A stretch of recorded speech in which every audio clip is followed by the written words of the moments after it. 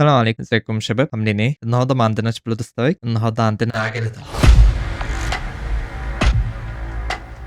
الفيديو النهارده مختلف حبتين تلاتة. النهارده هنشوف مين اللي هيكسب ال 600 جولد. عجلة الحظ قدامنا، هتختار تلاتة بشكل عشوائي، الاسم اللي هيتاخد هيطلع بره الدايرة، وبإذن الله ديت كل الأسامي اللي لقيتها في الكومنتات، يعني إن شاء الله ما كنتش نسيت أي اسم، ولو نسيت أي اسم اكتب في الكومنت بحيث ايه اخد بالي بعد كده. المهم خلينا ما نطولش، أنا مش بحب أعمل الحاجات دي سسبنس والله، فيلا بينا.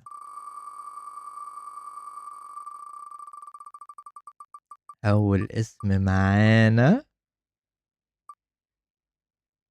مبروك لاي 7 اكس اكس، هنعمل له ريموف، هو كده كده متسجل عندي من اللي كسب دوت اول اسم.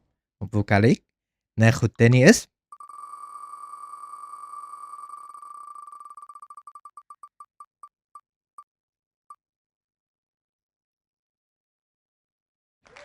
تاني اسم معانا محمود.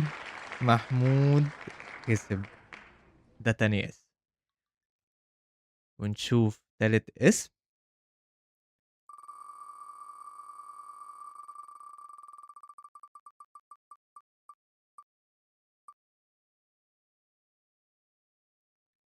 عمك عمر او عمي عمر، يعني ماشي اللي تشوف.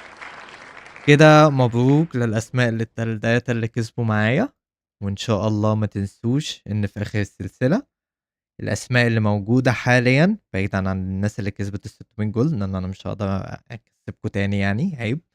ان شاء الله الاسماء اللي موجوده معايا في فرصه ليهم انهم ياخدوا الاكونت بتاع مستر مسدس، وهيبقى فيه موجود فيه 900 جولد.